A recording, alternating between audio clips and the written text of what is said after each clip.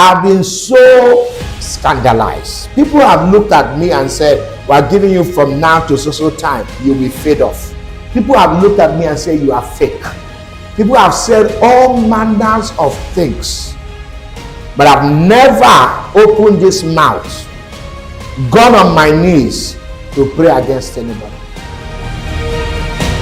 As a growing minister who has also gotten to some extent in the ministry, the work of God, there must have been challenges you faced, you encountered at the process before you got to this point, and which we know there is still future ahead of us. What would you say about these challenges you faced, and how are you able to overcome these challenges in the ministry? Ministry is very challenging. To manage human beings, that's the most difficult task on earth. Even Jesus himself, Bible one day said in the book of John, he said he knew men and refused to give himself to men. I mean, the ministry work is extremely challenging. Extremely challenging. Dealing with human beings, what do you expect? Betrayals, disappointment, because these things are natural to the human flesh. To pay back evil with good. I've trained people. I've had very terrible experiences in ministry. I've seen people backstab. I've been highly scandalized. I've been criticized. I mean, there are some things sometimes I get to hear about myself and I'm asking myself, when did it happen? You know? And then some of these people who actually are saying these things are people you have shown love. You have helped. You gave them the water they drank to have strength to speak against you. But that's the beauty of ministry. That's the beauty of ministry. In fact, yes, I've learned one thing as I have grown in ministry, to love those who hate me the most. If you come to me today and tell me this man of God is speaking against me, you have given me reasons to love him. I want to relate with him and I want to shower him with love. Because I think that love is divine. Love is the nature of God. Betrayals, all of these things are the beauty of ministry. I mean, you can't have a sweet success if somebody didn't tell you you can't make it. And then eventually you made it. And then the person is looking at you, staring at you, that you made it. That's the beauty of the success. Wow.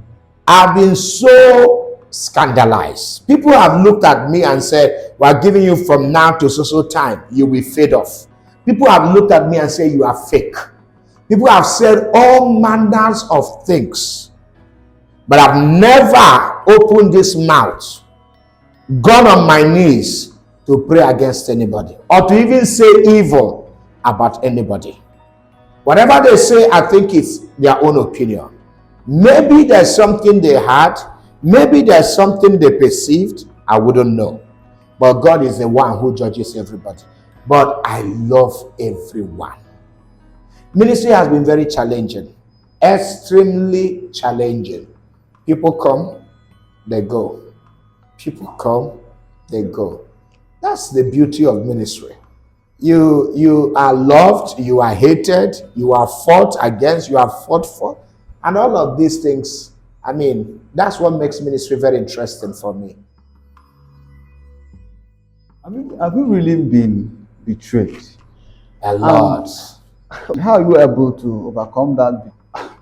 How does it feel to be betrayed? At what point did you get in this ministry experience that you're able to absorb betrayal? My heart is full of wounds. If the heart can be seen, my heart is full of injuries. But that's the beauty of it. Years ago, I used to have about close to 15 pastors. On a live Sunday service, as I mounted the pulpit to preach, 10 of my pastors staged a walkout. Pastors working with you? In the church, on a Sunday service. I said 10 of the pastors walked out on a live Sunday service. They didn't leave behind. You know, it's one thing for people to say, we're not coming to this church anymore. It's a different thing that they came to service. The moment you mounted the pulpit, everybody picked their bags and they were telling their brothers, their friends in the church, let's go. You were preaching and people stood up and said, to hell with this church. To pieces you, to break you. And at that point, the only person I saw was him who called me. I saw church, people picking their bags and leaving the service. They left with over half of the church. Ministry is very challenging. I used to stay in the office. Someone will walk in, drag me by the shirt, bring me outside where I have my secretary's office and there are people waiting to see me. And the person will be telling the people, this person is a fake prophet. When I was in the university, I had about 4 or 5 of my pastors. In fact, I met some of them in the university about to quit school. And I picked them, and then by the grace of God, we started living together, paying school fees. One wedded in this commission. After his wedding, I had a program. I went to preach for Presbyterian Church at Port Harcourt. So I handed the church over to him to manage the church. Before I came back to, he was telling in the church, in his message on then was Sunday evening, he was telling them that he doesn't think he can continue to work with a man of God that is not real. In the church. A pastor under you. That I left church to preach. Then I said, because he was my assistant pastor, I said, I'm going, the Presbyterian invited me for a church program. So in my absence, handle the church. And then the message he was preaching that day is that this will be the end of his stay. Yeah. On a Sunday service. And by the time service finished, people were calling me to tell me, oh dear Lord. When I came back, I think the next day, the leaders I had at that time came to the office with him to ask me, where am I misbehaving? I said, what happened?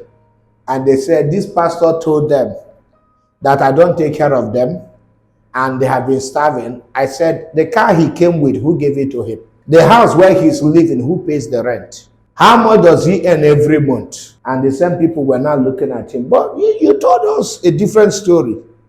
I said, all of you, none of you makes a sense to the journey where I'm going to. All of these things are part of the process. You see, God started training me at a very young age. My experience going out there and suffering as a child prepared me for the future. There is no amount of betrayal I go through in life that touches my heart. There is no kind of shaking that affects my skin.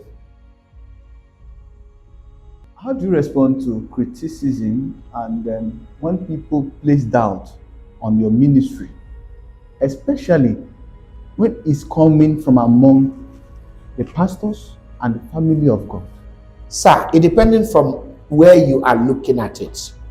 The reason why Christ is extremely popular today is not just because he died and arose, it's because his ministry was controversial. The Bible is all full of controversial stories. How do you explain to somebody in this generation that a fish swallowed Jonah and Jonah stayed in the fish belly for 3 days and went and vomited it? That somebody took 5 loaves and bread and fed 5,000 people. How? That's to a natural man. How? Not possible. How? That a man died and after burial, somebody came and said, Lazarus, come forth, and he came. Somebody turned water to wine. Somebody said, go to the mouth of the fish, open it, you see money, go and pay, coin, go and pay for yourself. When did fish become a storehouse for money? Things like this. His ministry was extremely controversial. And these are the things that has made Christianity what it is today. You want to know, what is this? Did it really happen? So the more people get to hear, that man, God used him to heal a cripple. God used him to do something like this. Is it possible? Let me go and use my eyes and see. And that's how ministry grows. Controversy is what has spread Christianity. The ways of God are supernatural to the ways of the natural man. In fact, sometimes there are some certain things God does that even me myself, I'm like, how?